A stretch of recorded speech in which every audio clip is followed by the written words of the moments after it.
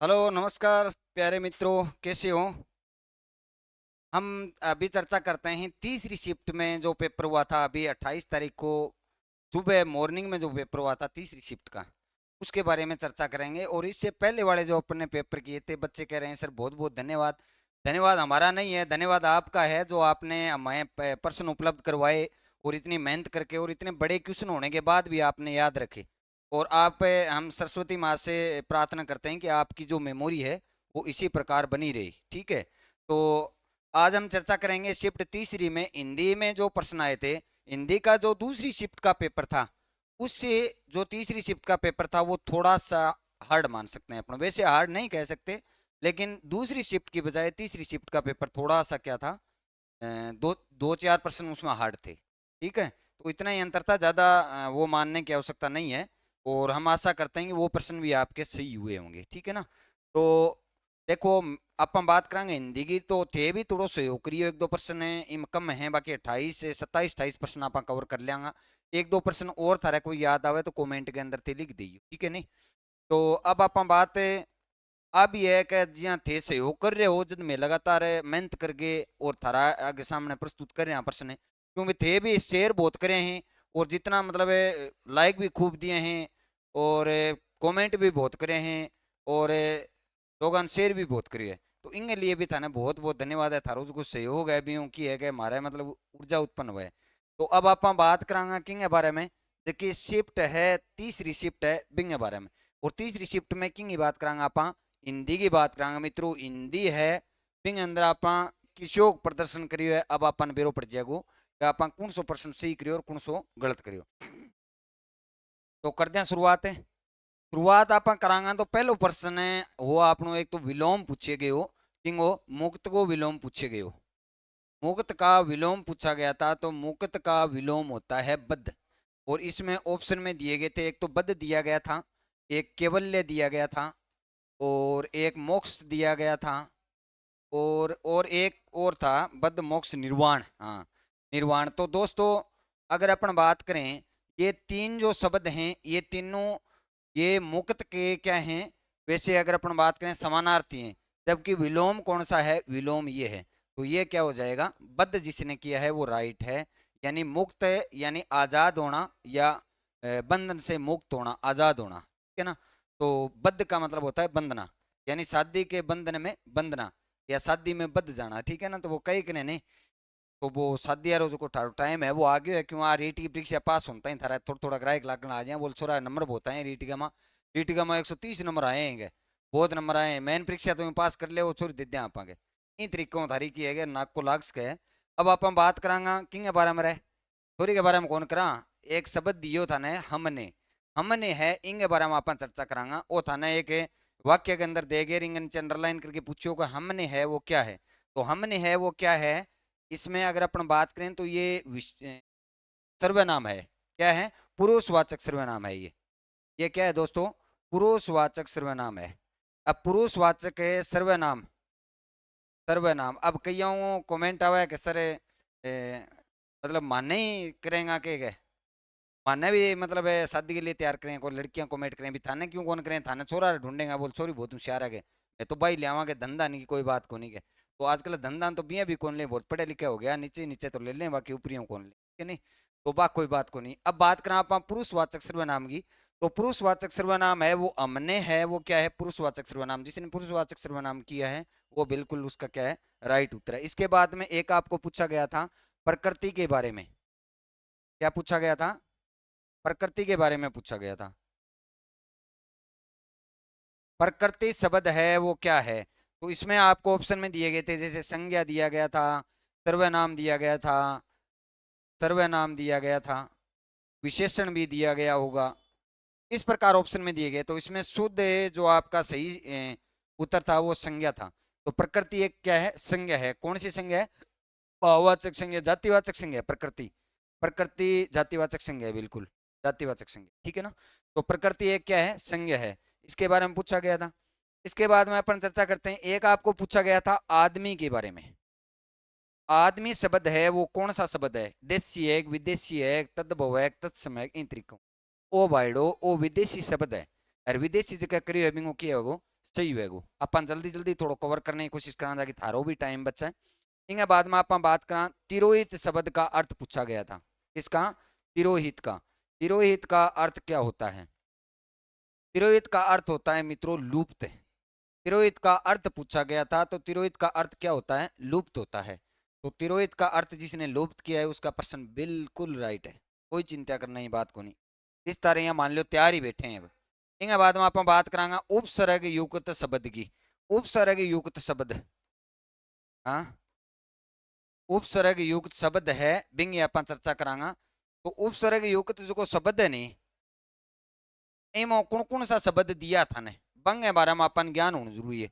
एक तो था ने दियो में रहस्य दियो, उपसर्ग युक्त एक तो रहस्य दियो, और एक अपन दियो पूर्ण, इसे क्या था? पूर्ण पूर्वाग्रह था, पूर्ण नहीं था, पूर्वाग्रह। पूर्वाग्रह है। और इसमें क्या था? विज्ञान। विज्ञान और एक और क्या रह गया इसमें?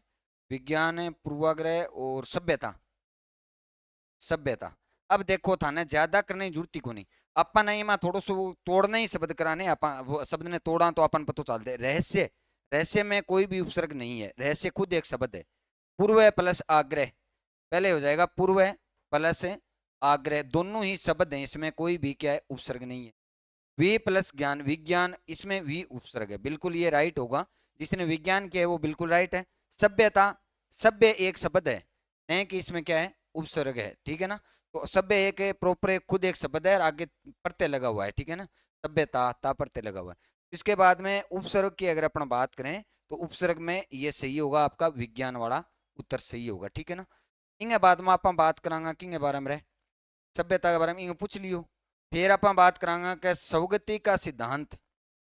चलो सौगति यार बाद में देख लेंगे, पहले आप और देख लें जगह आए हैं प्रश्न। प्रकृति यार थाने बताई दी। एक राजस्थानी बोली पूछी क्या निम्न में से राजस्थानी भाषा कौन सी है? राजस्थानी बोली कौन सी है? तो वो प्रश्न बार बार आ रही है राजस्थानी बोली को। तो उई में तो अब की बार तो बहुत ही चीजें दी हो, छत्तीसगढ़ी दे दी, एक तो छत्तीसगढ़ी दे दी थाने, मागधी दे दी, मागधी दे दी, एक कौन सी दी था ने? बुंदेली दे दी, बुंदेली दे दी, और एक था नदी अड़ोती। तो बिल्कुल ये प्रश्न है आपका राइट है, मेरे को पता है सभी का। तो अड़ोती आपको पता है, अड़ोती क्षेत्र के अंदर कोटा बूंदी बारा के अंदर अड़ोती बोली जाती है। तो अड़ोती जिसने किया है उसका उत्तर क्या हो गया? सही हो गया। तो ये बोली वाला भी सही हो गया आपका, मेरे को पता है। एक था पहले मतलब परेशानी के बाद परेशानी आना, परेशानी के ऊपर परेशानी आना या परेशानी के बाद परेशानी आना, कोई दिक्कत, एक ही बात है, परेशानी आना। तो परेशानी के ऊपर परेशानी या परेशानी के बाद परेशानी आना, तो इसमें है कोड में खाज होना। कोड तो हुई और कोड में खाज और होगी तो और ज्यादा प्रॉब्लम बढ़ेगी। तो यानी परेशानी पर परेशानी यानी कोड में खाज होना, ये प्रश्न आपको दिया गया है इसमें, ठीक है ना। एड्डी सर बेचा तो जोर की बनावे, कोड में खाज होना, ठीक है। तो आ बात आप बात करेंगे कोड में खाज होना है, ये क्या है?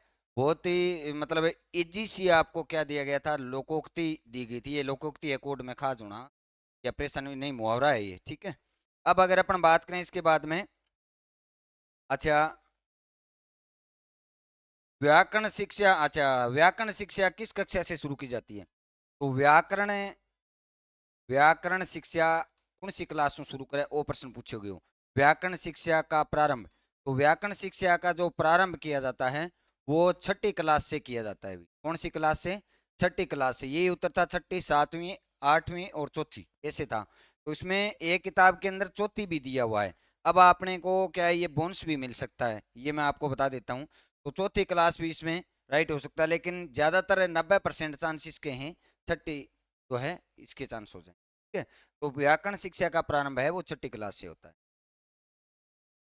इसके बाद में अगर अपन बात करें तो संस्कृति का विलोम पूछा गया था, नहीं संस्कृति का संधि विच्छेद, संस्कृति का संधि विच्छेद, संस्कृति का संधि विच्छेद या संधि जो भी पूछा गया था, तो इसका संधि विच्छेद हो जाएगा सम प्लस कृति, और से का क्या होता है? लोप हो जाता है, और सम प्लस कृति हो जाएगा, और इसमें आगम संधि अपन बोल सकते हैं, आगम संधि इसमें आती है, और आगम संधि व्यंजन संधि का उदाहरण है। अगर संधि आपको पूछा है तो इसमें व्यंजन संधि आएगा, ठीक है ना। तो ये प्रश्न हो गए अपने। इसके बाद में अपन बात करते हैं, एक विराम चिन्ह से संबंधित प्रश्न पूछा था, विराम चिन्ह से संबंधित प्रश्न आपको पूछा गया था।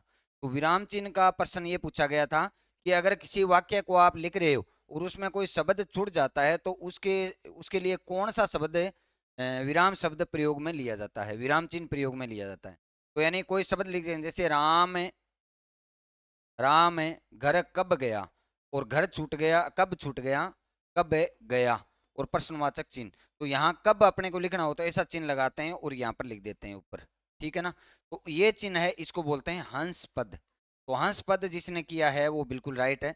यानी किसी वाक्य को लिखते समय शब्द जब छूट जाता है उसके लिए कौन से विराम चिन्ह का प्रयोग करते हैं, तो हंस पद का प्रयोग करते हैं, ये आपको याद रखना है,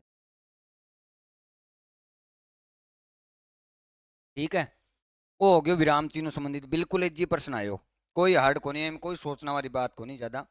अच्छा, एक है पुल्लिंग शब्द, पुल्लिंग शब्द है, ये प्रश्न पूछा गया था, पुल्लिंग शब्द है।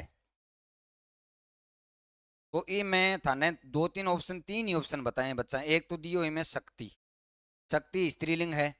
एक दियो इन अंदर है अग्नि, अग्नि भी स्त्रीलिंग है, ठीक है। वाक्य बनाऊंगा तो अपन पता चल जाए। एक दियो धन, तो वो धन है नहीं, वो ही इन अंदर है पुल्लिंग हुआ, वो उत्तरिंगो धनी से ही हुआ, ठीक है नहीं। तो धन यार इसमें पुल्लिंग नहीं है ऐसे पूछा गया है तो इसमें दिक्कत आ सकती है, तो सही है।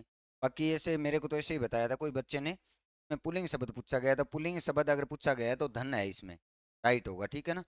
और एक और था वो उसके याद नहीं रहा बच्चे के, इतना याद रखने के लिए भी उसको बहुत बहुत धन्यवाद है। अब अपन बात करें, इसके बाद में पूछा गया था बहिन का विलोम, क्या पूछा गया था, बहिन का विलोम। तो बहिन का विलोम होता है वो क्या होता है, बहनोई होता है भाई, बहन का विलोम होता है बहनोई, और बहनोई इसमें दिया गया था, बहनोई भी हो सकता है और भाई भी हो सकता है, लेकिन भाई यूं दिया गया था तो इसमें ये गलत हो जाएगा। क्योंकि भाइयों गलत कैसे हो जाएगा, भाइयों गलत ऐसे हो जाएगा कि बहन एक वचन है, तो यहाँ एक वचन होगा तो बहुवचन, इसका जो पुल्लिंग होगा, लिंग अगर अपन चेंज करेंगे या फिर अपने वचन चेंज करेंगे तो वचन भी बहुवचन में ही आएगा, ठीक है ना। तो यानी एक वचन में है तो आगे एक वचन में आएगा विलोम। और ये मतलब पर्यायवाची पूछा गया था या विलोम पूछा गया, जो भी पूछा गया था, तो इसमें बहन का विलोम क्या हो जाएगा, बहनों ही हो जाएगा। और एक वचन में है तो एक वचन ही आएगा, भाइयों बहुवचन में दे रखा है तो ये नहीं होगा। ये फाइनल है, किसी कोई कमेंट में बच्चे बता रहे थे कि भाइयों होगा, नहीं, ठीक है। अब अपने नेक्स्ट बात कर लेते हैं, बहन का विलोम हो गया। एक शब्द आपको वाक्य दिया गया था और वाक्य में और दिया गया था, और के बारे में पूछा गया था कि और है, तो और शब्द है वो एक समुच्चय बोधक अव्यय है। क्या है भाई, समुच्चय बोधक अव्यय है, समुच्चय बोधक अव्यय, अव्यय। तो यानी इसका यही उत्तर सही होगा, और के बारे में पूछा कि और क्या है, और एक समुच्चय बोधक अव्यय है। जैसे राम और श्याम चले गए, तो राम और श्याम को अपन ने जोड़ने के लिए, समुच्चय का मतलब होता है जोड़ना, जोड़ने के लिए अपन क्या करते हैं, और का प्रयोग करते हैं, ठीक है ना। तो राम श्याम और मोहन घर गए, तो और को अपने किस काम में लिया है, समुच्चय यानी जोड़ने के लिए काम में लिया, तो समुच्चय बोधक ये अव्यय है। और इसका कोई लिंग विंग चेंज नहीं होता, इसलिए क्या है ये अव्यय है। इसके लिंग वगैरह वचन चेंज नहीं होते, क्या होते हैं, अव्यय होते हैं। अब आप बात करांगे किंग बारे में भाई, वो तो हो गयो, और समुच्चय। एक थाने पूछो गयो विजय दान देता की रचना, बहुत अच्छा प्रश्न हो, मैं थाने पिछले पेपर के अंदर आराम हूँ बतायो, मुँह विजय दान देता की और रचनाएं भी तो याद कर लियो, वह थाने पूछे जा सके, ठीक है ना। तो विजय दान है, और इसमें पूछ भी लिया गया है विजय दान देता की रचना, विजय दान देता की रचना है वो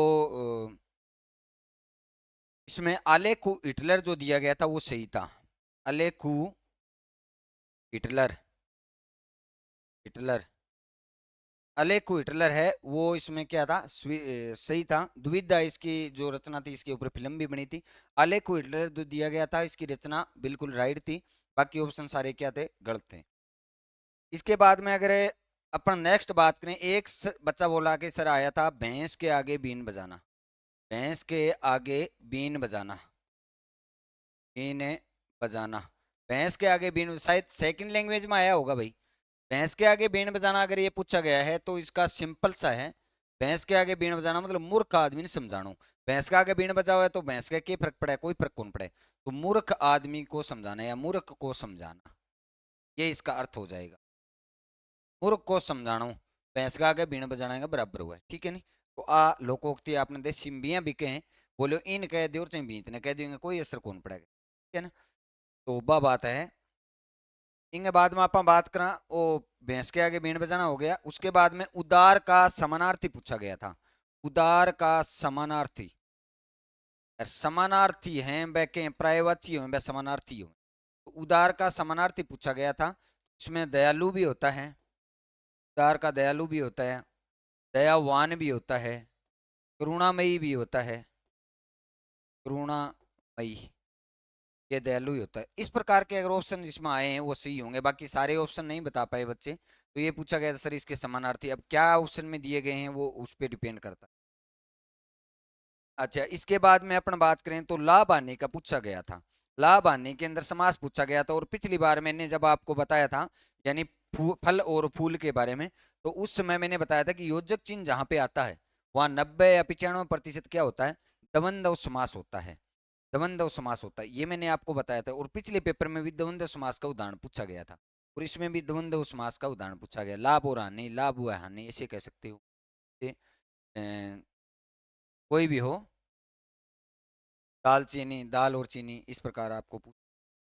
तो इसके बाद में अगर अपन बात करें आगे वाले जो प्रश्न है उसके अंदर मेरे हिसाब से आपके जो फोर्थ पारी है उसके अंदर है बहुब्री समास का उदाहरण पूछ सकता है। तो आप बहुब्री समास का उदाहरण थोड़ा सा याद कर लेना, इसमें आपको त्रिनेत्र वगैरह या गणेश जी या लंबोदर इस प्रकार के या पीताम्बर इस प्रकार का प्रश्न पूछ सकता है, यहाँ से आप ध्यान में रखना, ठीक है ना। इसके बाद में अपना बात करते हैं लाभ आने के बाद में, यानी एक आपको पूछा गया था प्ले वे पुस्तक के लेखक, प्ले वे, प्ले वे पुस्तक के लेखक हैं वो हैं कुक महोदय, कुक महोदय इसके लेखक होंगे भाई। कुक महोदय ने लिखी थी प्ले वे पुस्तक, इंग्लिश में भी आपको इसमें लिखा गया होगा प्ले वे पुस्तक।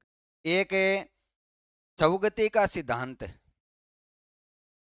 सौगति का सौगति के सिद्धांत से संबंधित है, सिद्धांत से संबंधित है, शायद ऐसे ही प्रश्न होगा कुछ, पूरा तो बच्चे नहीं बता पाए थे।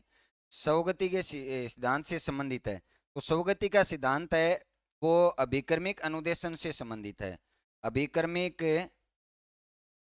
अनुदेशन, अनुदेशन, ठीक है ना।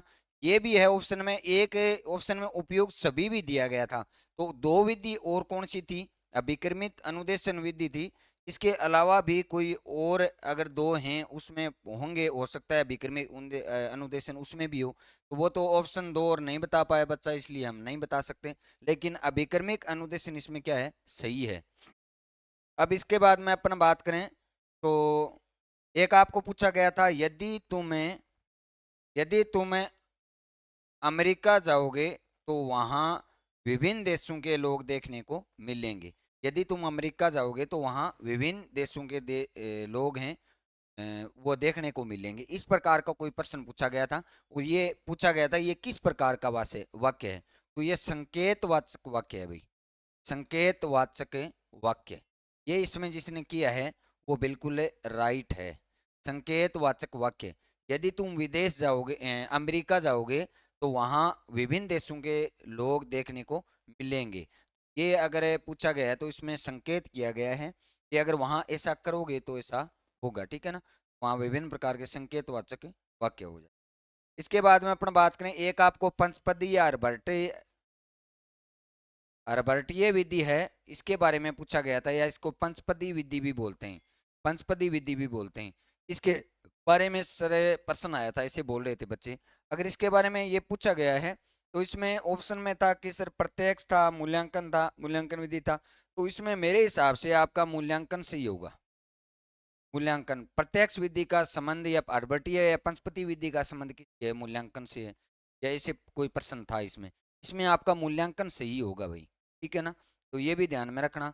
एक आपको पूछा गया था जो गद्यांश था, गद्यांश के अंदर अणुता शब्द था, अणुता, और ये अणुता था ना, अणुता का अर्थ पूछा गया था, अणुता का अर्थ पूछा गया था। तो अणुता का अर्थ उस जो वाक्य था उसके अनुसार बच्चे बता रहे थे कि क्या था, अधिक होता है। भी अणुता क्या है, देसी शब्द है, अणुता का अर्थ क्या होता है, अधिक होता है, ठीक है ना। तो ये देसी शब्द पहले वाले में भी दिया गया था। अब एक प्रश्न दिया गया था, क्या था, सारा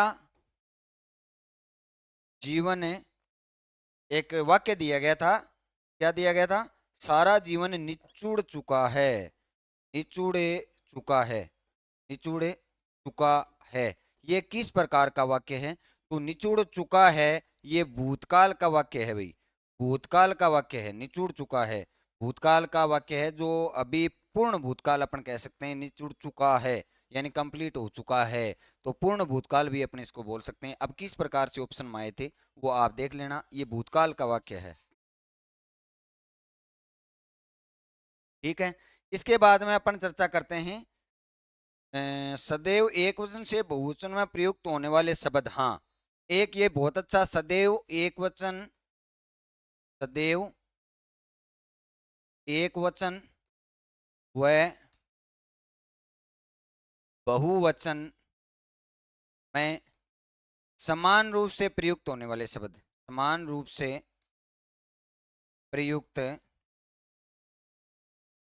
होने वाला शब्द, बहुत अच्छा प्रश्न था ये, होने वाला शब्द। अब इसमें ऑप्शन में क्या दिए गए थे बच्चे बता रहे हैं, तो एक तो मशीन था सर, बिल्कुल, एक मनुष्य था, बिल्कुल ठीक है, और एक के अंदर यह था, ये भी ठीक है, एक के अंदर ये मान लेते हैं घोड़ा था, घोड़ा, ये मतलब ऑप्शन दिए गए थे। तो अब देखो मशीन एक वचन और बहुवचन दोनों में सेम रहता है क्या, मशीन नाम नहीं रहता है, मशीन काम कर रही है, बहुत सारी मशीनें लगी हुई हैं, तो यानी बहुवचन आएगा तो मशीनें आ जाएगा, इसमें मशीनें आ जाएगा, ये इसका बहुवचन हो जाएगा, चेंज हो गया ना, एक समान नहीं है, समान रूप से नहीं है।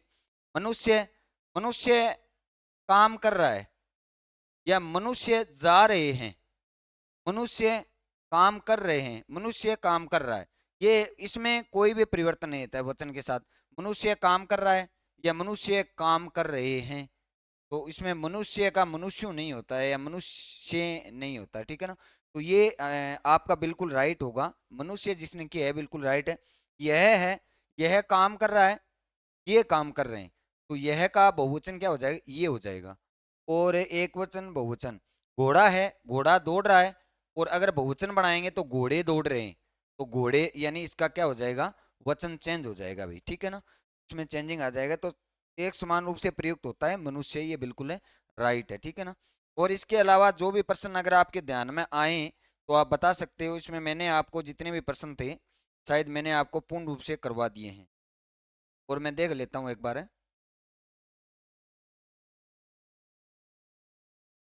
हाँ, पर्सन कंप्लीट हो चुके हैं, देखो 27 या 26 या 27 पर्सन मैंने आपको कराए, एक दो पर्सन और किसी के याद हों तो आप कमेंट बॉक्स में बिल्कुल बता सकते हो मेरे मित्रों। और मैं आशा करता हूं कि आपका जो ये पेपर है ये बिल्कुल अच्छा हुआ है, और आपकी जो अपेक्षाएं हैं एक सुकन्या से नाता जोड़ने की, वो भी आपकी पूर्ण हो जाएंगी, और बढ़िया ये रीट का एग्जाम होते ही आप अगले मेंस के तैयारी के लग जाना। और आगे भी इसमें जैसे भी आंसर की पूर्ण रूप से पेपर डाल देंगे, उसके बाद में आंसर की का बढ़िया से अपन सोल्यूशन करेंगे भी किस प्रकार से प्रश्न पूछे गए थे। रेट और मेंस और प्री का ज़्यादा सिलेबस में भिन्नता नहीं है, तो इस जो सोल्यूशन पूर्ण पेपर का करेंगे वो भी आप जरूर देखना, और लोगों को आप शेयर भी करना मित्रों, ये हमारी हेल्प करना, क्योंकि इससे हमें ऊर्जा मिलती है, जो हम कार्य करते हैं उनके ऊपर आप संप्रेषण दे सकते हो, आप पुनर्बलन हमें प्रदान कर सकते हो, शेयर करके, लाइक करके, सब्सक्राइब करके, ठीक है ना। तो बाकी कोई भी समस्या हो तो आप कमेंट बॉक्स में आप बता सकते हो, और बाकी हम आपसे एक बार फिर से दुआ करते हैं कि आपके लिए कि आप इस परीक्षा में बिल्कुल बहुत अच्छे अंकों से क्या हो, उत्तीर्ण हो। इसी के साथ जय हिंद, जय भारत, धन्यवाद।